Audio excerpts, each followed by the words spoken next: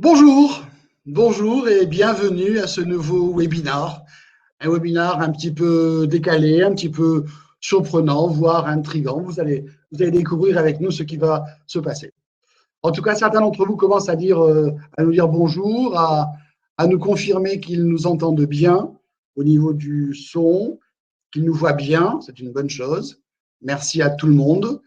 Nous avons pratiquement 400 personnes inscrites et inscrites de par le monde, puisque bon, bien sûr, la plupart sont de France, mais nous avons donc des amis d'Espagne, d'Italie, de Tunisie, du Maroc, d'Israël.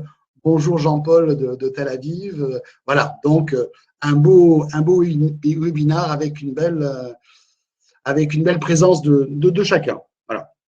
Alors, pourquoi autant de monde? Je pense que c'est parce que nous avons avec nous une vedette. Nous avons donc Jean-Luc Cohen-Rimbaud, qui est le fils spirituel de Michel Galabru. Vous allez le découvrir très rapidement.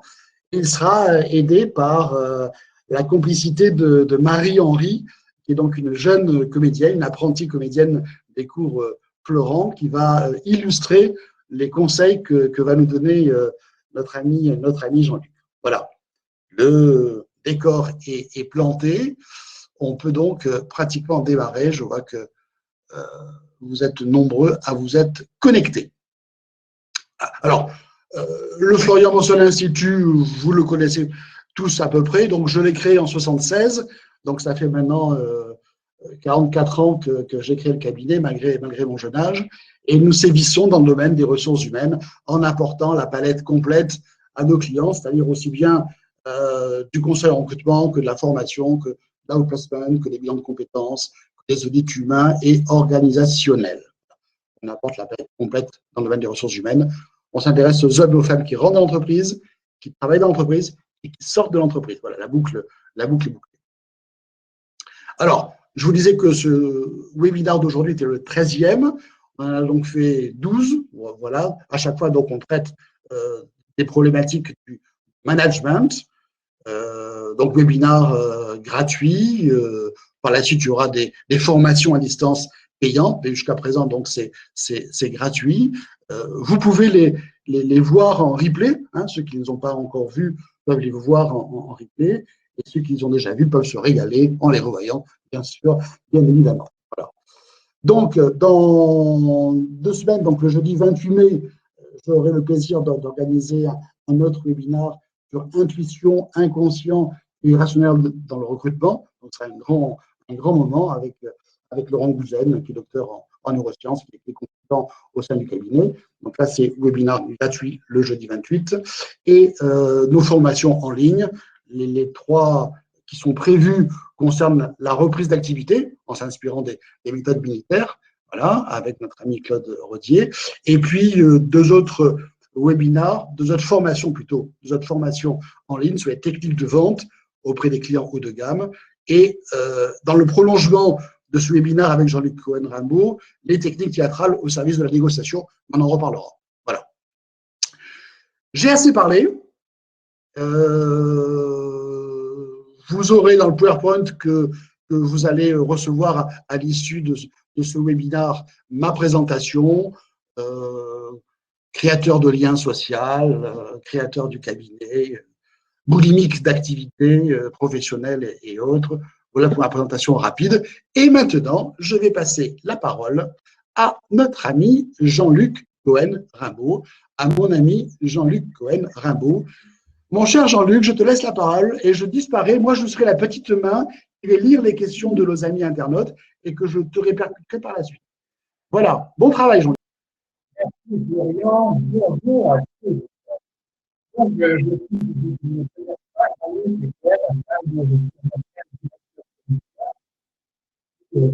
à un moment donné, un peu décidé, faire un peu de retour de questions du monde, je suis venu en matière en technique de vente,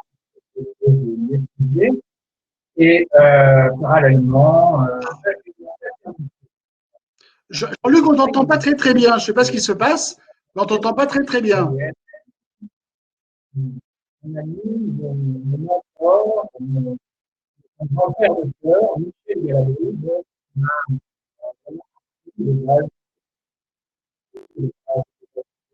Et j'ai eu la chance de continuer cette formation avec deux géants du Capitole et Jacques Brière. Donc, il n'y a pas de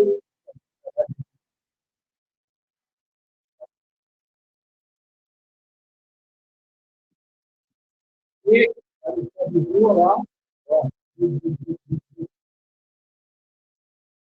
alors, oui, Jean-Luc, on t'entend pas très très bien. Je ne sais pas qu'est-ce qui se passe avec la transmission. Soit tu te rapproches un petit peu plus peut-être de l'écran, je ne sais pas, mais on t'entendrait pas très très bien. non, est-ce que là, on m'entend là? Voilà, là on t'entend très très bien. Super. Bien. Donc, je vais reprendre très rapidement en fait. Oui, Alors, je sais pas donc, ce qui s'est allez, passé. on m'entend très bien. Très bien. On ne m'a pas entendu du tout là sur la présentation, Florian? Très très mal, très très mal. D'accord. Donc, Jean-Luc Cohen Rimbaud, donc je suis un ancien directeur commercial qui a tout laissé tomber, qui a fait le tour du monde. Et à mon retour de ce tour du monde, je suis devenu formateur en technique de vente parce que c'est ce que je savais faire. Et puis, j'ai commencé à faire du théâtre. Voilà. J'ai commencé à faire du théâtre et j'ai très rapidement rencontré celui qui allait devenir mon mentor, mon parrain, mon grand-père de cœur, Michel Galabru. Voilà, donc j'ai eu la chance également de poursuivre cette formation et cette passion du théâtre qui m'avait transmise avec deux géants du café-théâtre régionaux, même français, puisqu'il s'agit de Jacques Brière et de Christian Daube, avec qui je me produisais dans différents théâtres. Et bon, la reprise s'avérera peut-être un petit peu plus longue que prévu. Voilà. Donc, à côté de ça, moi, je suis formateur, donc je me suis spécialisé dans la prise de parole en public, le développement créatif, la cohésion de groupe, et donc j'associe en fait le théâtre et la formation. Voilà. Alors, aujourd'hui, je suis un petit peu dans une zone d'inconfort. Hein, donc, je vous le dis, je vous fais part de mon sentiment, puisque c'est la première fois que j'ai 400 personnes en face de moi, mais que je ne vois pas. Donc, c'est un petit peu compliqué, c'est vrai. Surtout que je suis toujours habitué à avoir une interaction avec le public, aussi bien en théâtre, où on va prendre la mesure en fait des réactions du public, mais également en formation, puisque vous êtes les acteurs de la formation. Pour ceux qui en ont fait avec moi, vous le savez déjà. Hein. Donc, je vais vous demander en fait de jouer un petit peu le jeu. Alors, ce qu'on va faire, c'est que pour créer cette interactivité, n'hésitez pas en fait à lancer des petits points, des bravos, des super, des génial, des pouces levés, des clic-clac, des voilà, hein, pour créer un petit peu cette interactivité. Et puis, vous aurez également la possibilité de répondre, voilà, comme Thibaut Fanger, j'ai vu Nathalie Parlati, super, voilà, des petits points, voilà, ça crée une interactivité, c'est génial, des petits commentaires sympas. Pour les commentaires pas sympas, attendez la fin, faites un mail à Loïc de réclamation et puis il les traitera après l'émission. Hein, voilà. Bon. Donc, du coup, vous allez avoir des questions sondage, donc à côté donc, du chat, vous allez avoir la possibilité de cliquer sur sondage et puis de répondre oui ou non. Donc, je vais justement vous poser la première question qui va me permettre d'introduire ce webinaire. Est-ce que pour vous, la vie est un théâtre? Attention, donc là, sondage, oui ou non. Est-ce que pour vous, la vie est un théâtre? Oui, bon, ben voilà, c'est bien, d'accord. Donc, en fait, c'est la majorité. Oui. Donc, en effet, il y a une majorité donc, de oui qui ont répondu sur le chat. Alors, il y a un sondage, hein, mais il faut cliquer sur sondage peut-être, mais bon, là, ça va. J'ai les réponses. En effet, la vie est un théâtre, bien évidemment, et je vais vous expliquer pourquoi. Ça sera ma manière d'introduire le sujet. Je faisais des conférences avec Marc Galabru, qui était le frère de Michel, hein, médecin dans l'humanitaire pendant plus de 40 ans. Il racontait en fait que quand il devait s'adresser à un patient qui était en phase terminale pour lui annoncer qu'il allait mourir, c'était parfois bien compliqué. Il choisissait le moment de la journée, il s'assurait en fait que le patient était en état de recevoir l'information, ou avait l'air en tout cas. Il se demandait s'il devait s'asseoir sur le lit à côté du patient ou plutôt sur un fauteuil, ou peut-être même rester debout et lui tenir la main. Il allait commencer à parler et puis très rapidement être à l'affût des moindres signes sur son visage. Avec des silences, essayer de l'écouter pendant qu'il parlait. Il allait faire du théâtre. Il allait adapter son discours. Peut-être même qu'il allait le reporter et reprendre le lendemain. Il allait jouer. Mais celui qui joue le mieux, c'est le patient qui est surpris par l'événement. Mais le patient, quand 2 jours après, il devra le dire, annoncer cette mauvaise nouvelle à ses enfants, il jouera beaucoup moins bien. Il va se demander s'il fait rentrer les deux, s'il en laisse un dehors. Il va se demander s'il reste en pyjama ou s'il s'habille. Est-ce qu'il s'assoit dans son lit? Est-ce qu'il se met dans un fauteuil? Est-ce qu'il reste debout? Est-ce qu'il leur propose un café? Et puis, il va commencer à parler. Il va guetter le moindre signe, la moindre réaction, le regard, la lueur dans les yeux, la larme peut-être. Il va faire des silences pour l'écouter, pour écouter ses enfants quand ils parlent. Il jouera beaucoup moins bien. Et ceux qui joueront le mieux, ce seront les enfants, qui seront surpris par l'événement. Moralité, oui, la vie est un théâtre. Mais celui qui joue le mieux, c'est celui qui joue le moins. Et ça, c'est le premier concept que je voudrais développer pendant cette petite période. Le deuxième point, en fait, et je vais commencer par une question, est-ce que pour vous, ce qui est le plus important, c'est ce que je dis ou comment l'autre le perçoit? Alors là, je vous laisse répondre sur le sondage. Je vais cliquer sur sondage à côté du chat. Alors, est-ce qu'on a le sondage? Est-ce que ce qui est le plus important, c'est ce que je dis ou c'est ce que l'autre perçoit? Bon, ben on est d'accord sur le chat, c'est clair. Bien évidemment, c'est la perception. Peu importe le message que je veux faire passer, ça peut être le message le plus important du monde. S'il n'est pas perçu comme j'ai envie qu'il soit perçu, ça ne sert à rien que je parle, autant que je reste chez moi devant ma glace. Il y en a qui font ça très bien en se rasant. Non. L'intérêt du message n'a bien évidemment de raison d'être que dans la perception de l'autre. Eh bien oui. Et l'autre va percevoir, eh bien, avec son cadre de référence, avec son seul cadre de référence, avec sa carte du monde, comme on apprend en PNL. Et moi, je ne peux pas jouer sur la carte du monde.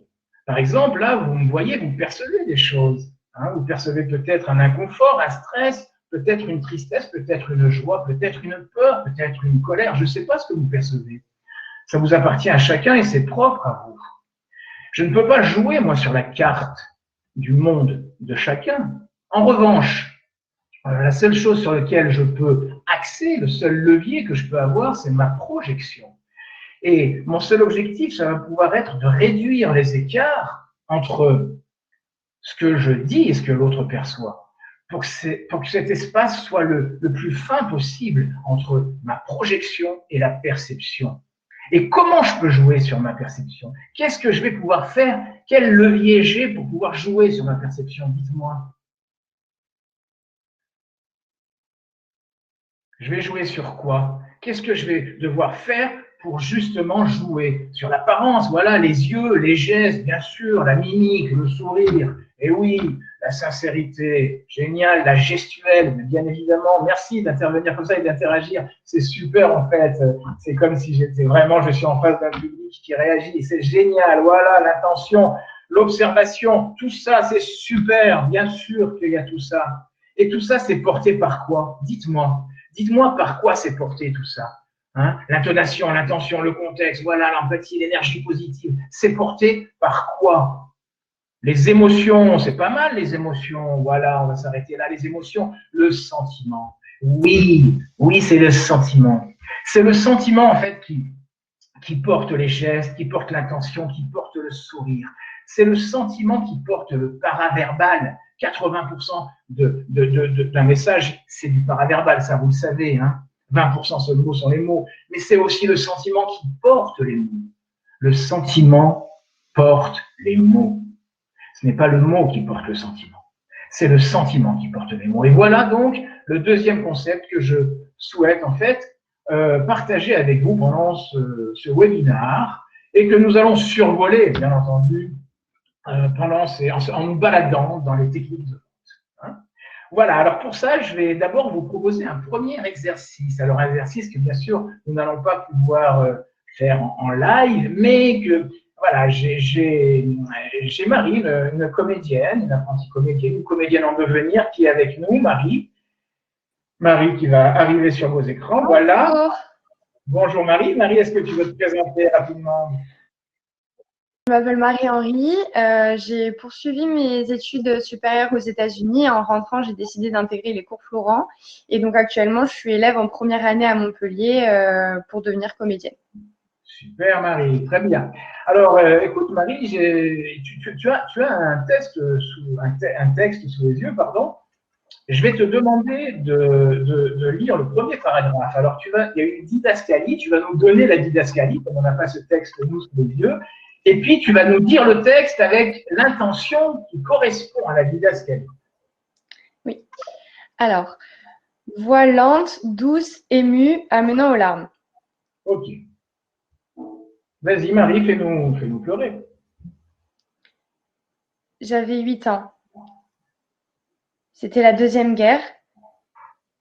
Les Allemands occupaient notre région.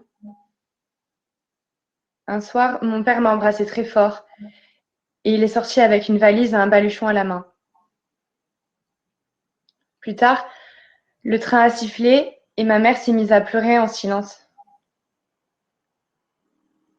En 1945, beaucoup sont revenus et mon père, heureusement, était du nombre. Pourtant, jamais, oh non, jamais, je ne pourrai oublier ces 3 années de plomb, sans père à la maison.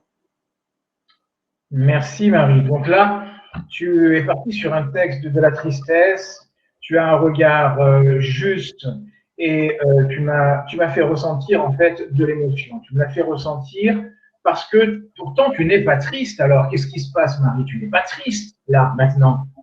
Non, mais pendant quelques séquences, enfin pendant quelques minutes, oui, parce que il suffit pas juste de se dire je vais faire semblant d'être triste, il faut que on se mette, qu'on mette tout notre corps dans l'état qu'on veut faire percevoir, parce que une émotion, on l'a pas que dans notre tête, c'est partout dans notre corps. Du coup, voilà. Bien sûr, d'accord. Et du coup, bien évidemment, quand tu vas chercher le sentiment, tu pourrais mettre n'importe quel texte. Même ce texte-là, tu pourrais le dire avec de la colère ou avec une autre émotion. On est d'accord, puisque c'est le sentiment que tu vas chercher. Oui. Alors, je vais te demander de passer au deuxième texte et donc de changer en fait de registre émotionnel. Vas-y, et dis-nous la didascalie. Je t'en prie, Marie. Voix forte, en colère, excédée, vindicative. Ok. Tu te moques littéralement de nous, mon petit Frédéric. On fait tout pour toi. On te paye une voiture, des vacances à l'étranger, et toi, tout ce que tu trouves à dire, c'est « j'ai rien demandé ». Comment tu n'as rien demandé? Depuis 8 mois, tu nous bassines avec tes projets de voyage pour soi-disant faire des progrès en anglais. Ok, super Marie. Donc là, il y a eu beaucoup de congruence, c'est-à-dire que tu as mis ton émotion en fait en cohérence avec ton message. Il y a eu une congruence, hein, c'est marrant. Vous savez, les techniques de vente dans toutes les écoles, on l'apprend, être congruent. Hein. Bon, ben là, on est vraiment là dans l'essence même de la congruence et qui permet aussi d'aller sur l'assertivité. Hein. Être ou ne pas être congruent et assertif, tu viens de montrer qu'en fait, tout dépend de l'émotion. Alors, je vais te demander d'aller dans cette maîtrise émotionnelle et d'aller un petit peu plus loin. Dis-nous le même texte, mais en montant à un niveau au-dessus. D'accord. Tu te moques littéralement de nous, mon petit Frédéric.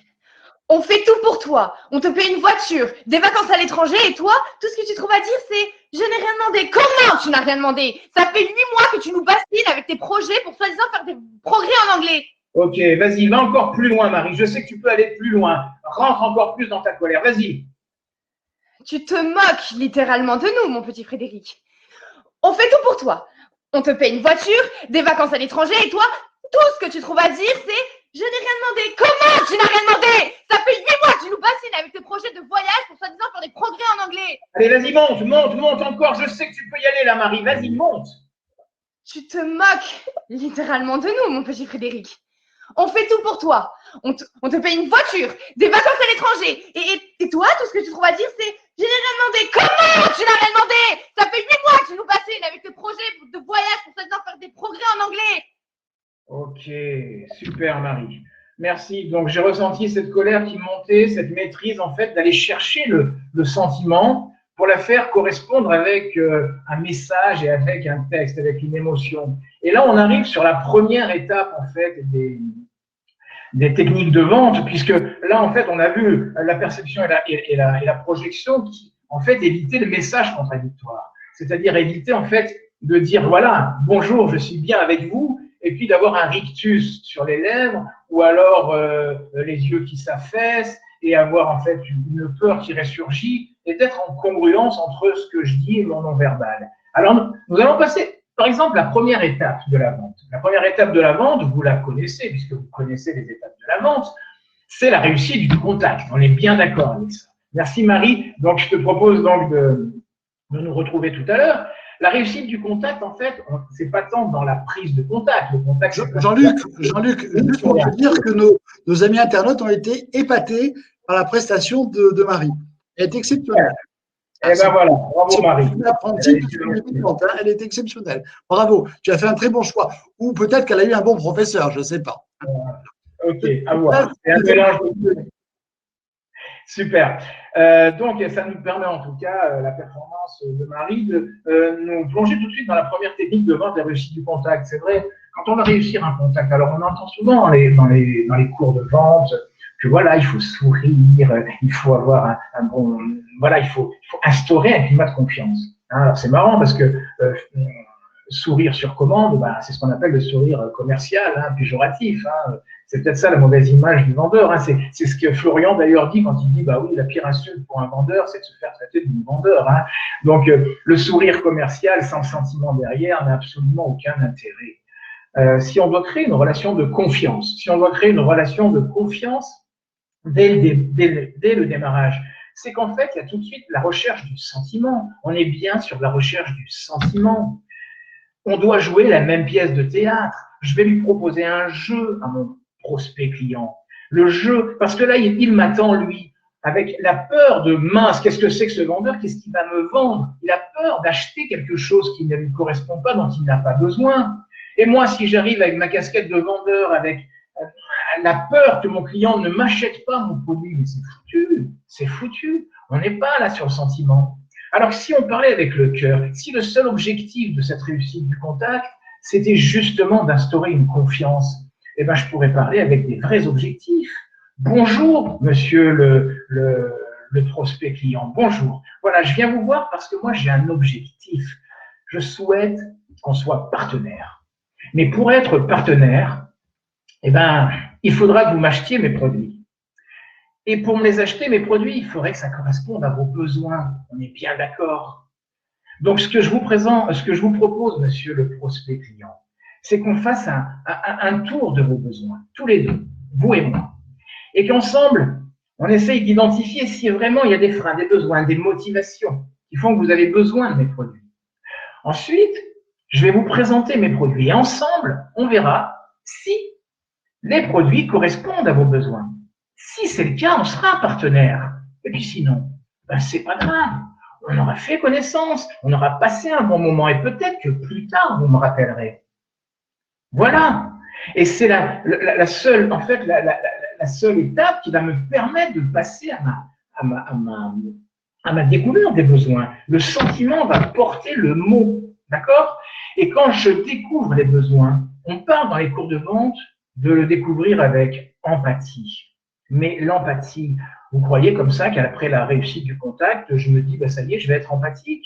Ah non, c'est un savoir-être, c'est un état d'esprit, c'est presque une valeur. Alors, découvrir les besoins, oui, mais c'est vraiment être à l'écoute. Être à l'écoute, alors que moi, je connais mon produit, je le connais par cœur, je connais mon argumentaire par cœur. Mais je vais être à l'écoute. Je dirais même qu'avec de l'expérience, je peux même préjuger des questions qui vont être posées, des réponses qui vont être données pendant cette découverte, des objections. Pendant cette découverte-là, je peux encore, on n'est pas encore sur l'argumentation, Florian, mais c'est pareil parce que c'est un petit peu lié. C'est-à-dire qu'en fait, voilà, je mets en scène en fait ma relation client. Alors pour ça en fait, je vais vous dire quelque chose. Le comédien, il doit être surpris par l'événement. C'est un petit peu l'exemple que je vous donnais tout à l'heure avec les enfants qui sont surpris et qui jouent le mieux parce qu'ils sont surpris par l'événement. Je dois être surpris par le client, surpris par ses réponses, parce que même si j'ai l'habitude de les entendre, c'est la première fois que lui me donne ses réponses. Et un comédien, il a beau connaître son texte par cœur, il a beau le connaître sur le bout des doigts, lorsqu'il est en face d'un partenaire, il va réagir en fonction de l'action du partenaire. Il va réagir comme s'il découvrait la situation. Et c'est à ce moment-là qu'il va sortir son texte. Mais il va d'abord ressentir, réagir avec son cœur, et après, il mettra le texte. Le sentiment porte le mot. Le sentiment est le tapis du mot. Et ça va me permettre de passer à mon argumentation après. Et c'est pendant cette argumentation que tout va être interaction. Interaction. Alors là, je vais vous prendre un autre exemple avec mon ami Michel Galabru. Lors d'une répétition, il était descendu dans la région au château du Pouget pour qu'on répète la pièce de l'Éruption de Goldoni, que certains d'entre vous ont vu à Sète. Et du coup, donc, on répétait le soir, et lui, la journée, pendant qu'il dormait, moi, j'allais travailler. Et je revenais d'une formation de la CCI un soir, où justement, j'avais formé des commerciaux. Je vois que Fadila est là aussi, donc. Et je rentre en répétition, et Michel m'accueille et me dit alors, tu as été bon? Je dis écoute, non, Michel, enfin, j'ai pas joué hein, aujourd'hui, j'ai fait une formation. Oui, mais tu as été bon. Non, Michel, c'est pas bon. Non, moi je fais de la formation et puis voilà, c'est les stagiaires, c'est les apprentis, c'est des gens qui apprennent à être vendeurs en fait. Hein, c'est eux qui se mettent en scène. Oui, mais est-ce que tu as été bon, Jean-Luc? Bon, j'ai mis ça sur le compte de l'âge, il avait 90 ans passé. Je me suis dit, bon, c'était pas grave, et j'ai fait une erreur que j'ai pu recommencer après, j'ai pris à la légère un petit peu son observation. Jusqu'au soir ou au lendemain, en fait, ou en pleine répétition, il me dit, Jean-Luc, tu dois être bon. Tu dois être bon si tu veux que je sois bon. Tu me respectes, Jean-Luc. Tu veux pas que je sois mauvais. Alors, je ne comprends pas. C'est pas moi, Michel Galabru, qui va faire que tu es bon. C'était Michel, toi, quand même. Mais si, il me dit. Il me dit oui. Il m'a dit, c'est toi, en étant bon, je vais être bon. Si je suis bon, tu seras bon. Sinon, ça va être bien. Les gens vont aimer, mais c'est tout. Non, on doit être bon. Et c'est toi qui me rends bon. Et là, j'ai fait le lien avec ce qu'il m'avait dit la veille. J'ai fait le lien avec des tas de choses. J'ai fait le lien avec l'entreprise, où en fait on interagit avec les collaborateurs, on interagit avec des hiérarchiques, on interagit avec des clients, on interagit en formation, on interagit en politique. On ne cesse d'interagir avec tout le monde, tout le temps. En fait, je vais prendre ma sève et mon essence dans ce que l'autre va me dire. C'est l'autre en fait qui va me nourrir et on va interagir et on va se rendre bon ou pas bon. Voilà pourquoi l'argumentation n'a d'importance et je n'aurai et je ne recevrai que ce que je veux bien lui transmettre à mon prospect client. Si je lui transmets quelque chose de vrai, j'aurai le retour vrai. C'est à moi de créer ma pièce de théâtre, c'est à moi de créer la mise en scène et de faire jouer mon client. Il ne suffit pas que je considère la vente comme un jeu, mais il faut que je le fasse jouer avec moi. Voilà ce qui va pouvoir me permettre en fait de passer au sentiment. Alors on a vu tout à l'heure que si le sentiment portait les mots, le silence, c'est la fenêtre du sentiment. Et là, je vais vous donner une technique. Je vais appeler Marie, qui va revenir nous époustoufler avec encore un texte que je vais lui demander de lire. Marie, tu es là? Oui. Marie. Alors Marie, tu as en face des yeux un message, alors cette fois un petit peu plus sérieux, c'est un message d'un manager à son équipe. Est-ce que tu peux nous le lire? J'ai une information importante à vous communiquer. Nous allons lancer un nouveau produit. Ce produit sera totalement différent de ceux des autres concurrents, de par sa nature anti-allergène et inoffensive. Très bien. Alors Marie, tu viens de me faire passer un message qui est clair. Je ne sais pas ce que j'ai retenu de ce message. En tout cas, j'ai vu que tu n'étais pas très à l'aise avec ce message parce que tu étais attaché au mot. Alors, je vais te demander quelque chose d'un petit peu compliqué, c'est de me dire ce message, mais avec des silences. Est-ce que tu veux bien me redonner ce message, mais de me donner aussi des silences, pour que pendant ces silences, je puisse m'appliquer dans ton message, que tu ne te contentes pas de le dire, mais que tu m'appliques dans ton message. J'ai une information importante à vous communiquer. Nous allons lancer un nouveau produit. Ce produit sera totalement différent de ceux des autres concurrents de par sa nature anti-allergène et inoffensive. Merci Marie. Alors là, tu viens d'utiliser cette technique du silence. Tu l'as utilisée puisque tu as laissé des pauses entre les mots importants, c'est-à-dire avant et après importante et communiquer. Ça tombe bien, c'était les deux mots que tu voulais me faire retenir.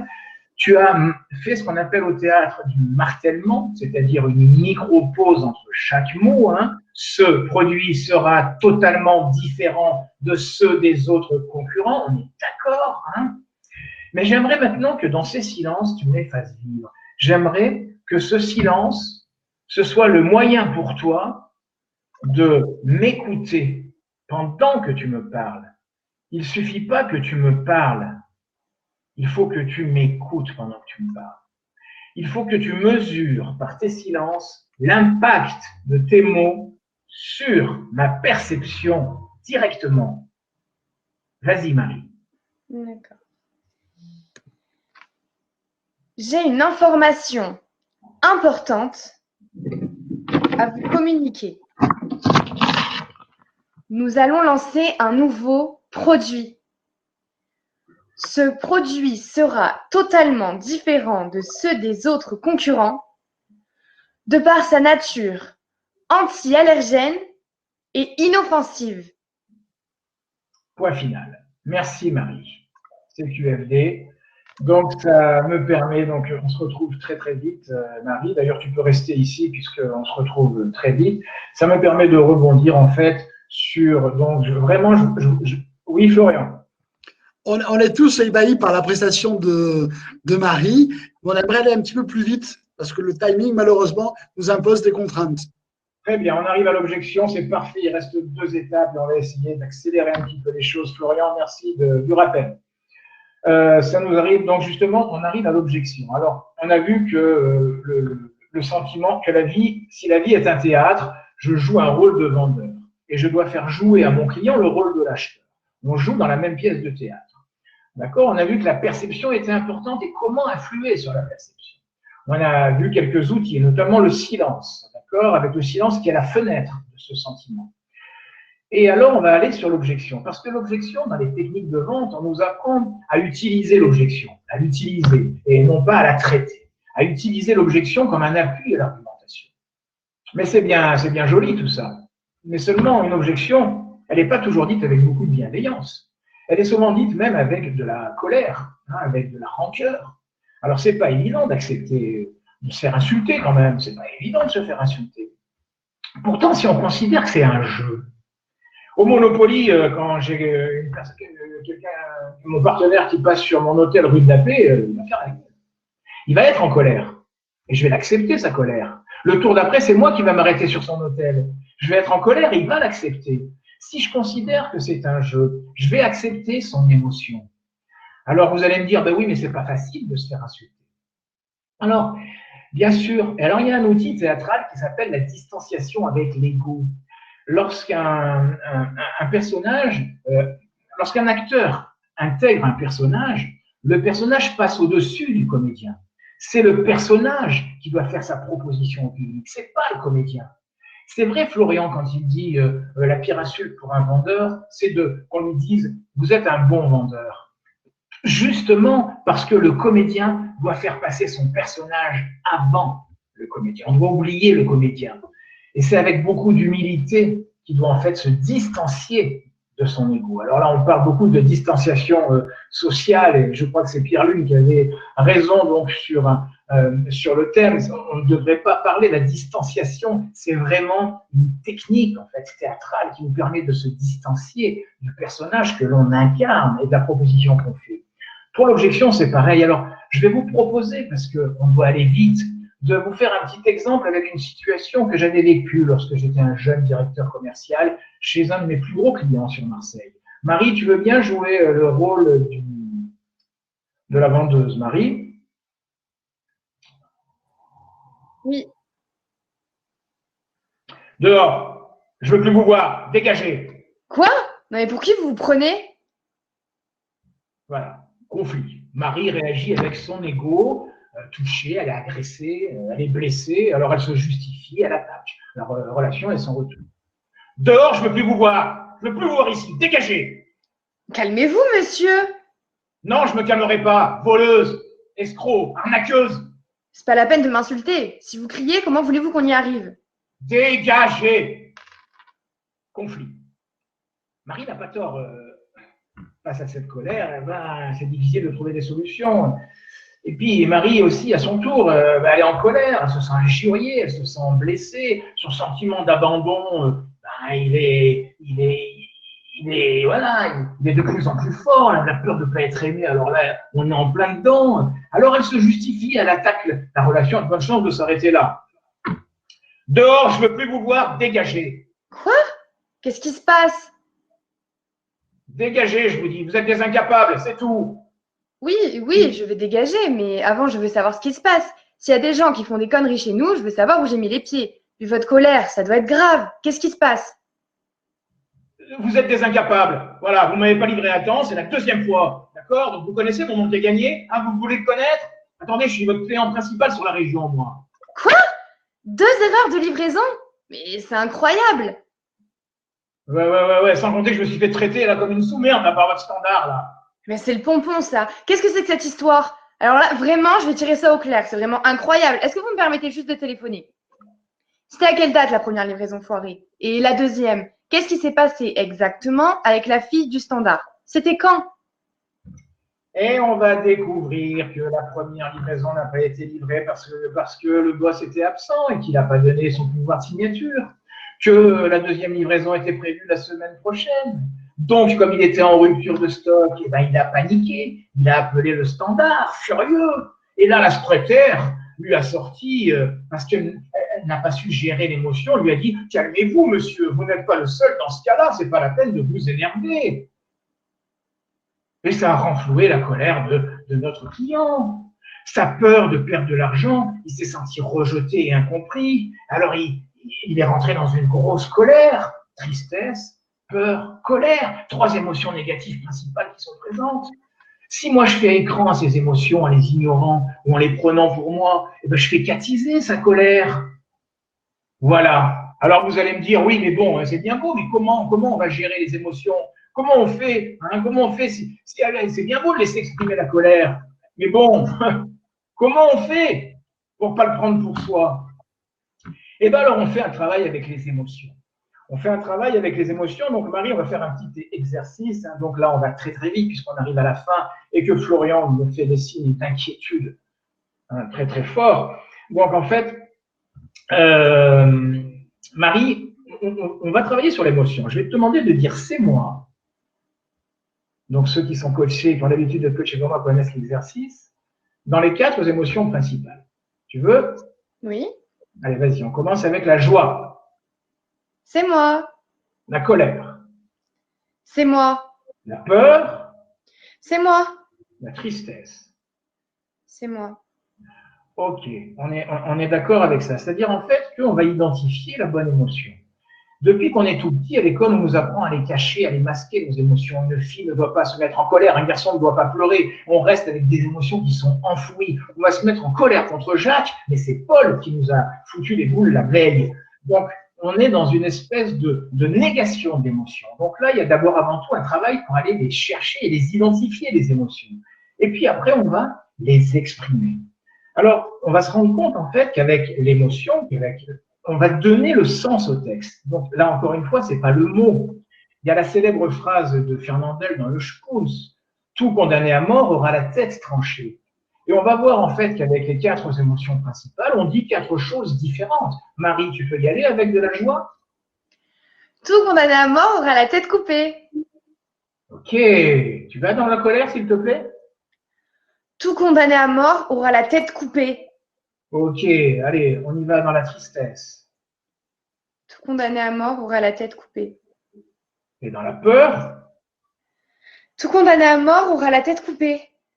Très bien, merci Marie. Et donc, on va aller chercher, identifier des émotions, et pour arriver en fait à la conclusion, parce qu'en fait, une conclusion, il y a un moment où, quand on va guetter les feux verts, là je guette les feux verts, je guette les signes sur le visage de Florian, qui me dit qu'il faut vraiment que je conclue là. Et guetter les feux verts de la conclusion, ce n'est quoi si ce n'est de l'observation et de l'écoute active. Donc la conclusion, c'est aussi au moindre feu vert pouvoir conclure au bon moment et vous remercier d'être venu à ce webinaire. Et je suis là pour répondre quand même déjà à certaines de vos questions. Jean-Luc, c'est remarquable. Tu es je vais pas dire tu es un bon vendeur, parce que pour moi, c'est pas le bon compliment, en fait. Tu es un bon animateur, parce qu'en fait, tu nous donnes envie d'en savoir plus. Tu nous donnes envie de nous former davantage. Et peut-être que c'est l'objectif que tu visais inconsciemment ou consciemment, je ne sais pas, en fait. En tout cas, c'est vrai que ce genre d'exercice montre bien que dans les techniques de vente, il n'y a pas que le côté rationnel, technique, il y a le non-verbal, en fait, qui est aussi important que le reste, en fait. Alors, tu sais que j'avais demandé hier à nos amis s'ils avaient des questions à poser, et j'ai eu beaucoup de réponses, des internautes qui nous ont posé des questions. Il y en a une, par exemple, qui dit « Comment éviter d'en faire trop ?» Voilà.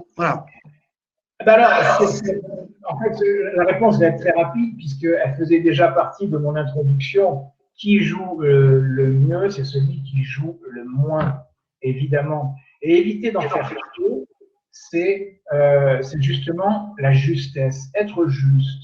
Et je serai juste si je suis dans le sentiment. C'est tout. Si j'en fais trop, c'est que je ne suis pas dans le sentiment, c'est que je suis dans le mot. C'est que je suis dans le mot. Si je suis dans le sentiment porte mes mots, je suis juste. Et la deuxième partie de la réponse, c'est si je m'intéresse à l'autre. C'est l'autre qui va me permettre d'être juste. C'est l'autre qui va me permettre de faire des réglages. Tout est dans l'autre. Alors justement, c'est la question suivante qu'une autre personne m'a posée. Quel est le véritable héros de cette scène? Est-ce que c'est le vendeur ou est-ce que c'est le client? Ce sont 2 acteurs principaux. Ce sont 2 acteurs principaux qui jouent la même pièce de théâtre et qui vont arriver à créer une histoire. Ok. Bon, je pense qu'on a vu l'essentiel. On aurait des centaines de questions à te poser, mon cher Jean-Luc. Donc, je rappelle que, d'une part, Loïc va organiser un séminaire sur les techniques de vente auprès des clients haut de gamme. Donc, c'est noté, le 20, le 29 mai, le 5 et le 12 juin. Et toi, principalement, tu vas intervenir le 26 mai, le 4 et le 8 juin sur les techniques au service de la négociation. Voilà. Après le fait que notre ami Claude Cordier sera intervenu sur la reprise d'activité. Voilà. Et donc, notre prochain webinar, ça sera donc le jeudi 28 mai sur intuition, inconscient et rationnel dans le recrutement. comment on fait au théâtre? On salue, on demande à Marie de revenir sur scène pour Oui. remercier et pour l'applaudir. Ça, on va l'applaudir. Voilà. Voilà. Marie, si tu viens revenir, on l'avait pas anticipé, on l'avait pas répété. Mais si Marie est encore avec nous, qu'elle monte sur scène pour qu'on l'applaudisse. Marie. Bon, ben, peut-être qu'elle elle a pensé qu'elle n'intervenait plus. Alors, et oui, les webinaires, c'est inconnu. Hein. Voilà, on ne sait pas encore forcément que. Tout, voilà, elle arrive. Voilà. Elle est là. Marie, on voulait te remercier. Je crois que tu es une jeune comédienne à fort potentiel. Moi qui suis recruteur, j'apprécie de découvrir des potentiels et du talent. Je crois que tu as les deux, tu as le talent et tu as le potentiel. On te souhaite une grande et belle carrière dans la vie de comédienne. Jean-Luc, merci à toi, Marie. Okay. Mon cher Jean-Luc, merci pour cette belle collaboration, cet apéritif qui nous a donné envie d'en savoir plus. Voilà. Alors, ce qui est génial, je veux juste conclure avec ça, c'est quand même que sur l'outil webinar, c'est extraordinaire quand même, c'est que je regarde là, parce que j'ai tant, pendant qu'on est en intervention, on n'a pas le temps de regarder les commentaires, et là je les regarde et waouh, ça vaut vraiment tous les applaudissements du monde, quoi. Mais vraiment, ça fait chaud au cœur, c'est super, tous ces commentaires, c'est génial, merci à tous. Merci à vous. Jean-Luc, je suis sûr que demain, peut-être qu'on n'aura pas besoin d'aller au théâtre pour voir des pièces de théâtre, en fait. Hein. On peut le faire comme ça. Et tu vois la réactivité du public en direct, c'est génial. On va peut-être réinventer le théâtre. On va réinventer le théâtre. Merci à vous tous. Passez une excellente journée. Bon déconfinement et soyez prudents. Au revoir tout le monde. Merci Jean-Luc. Salut. Bye bye.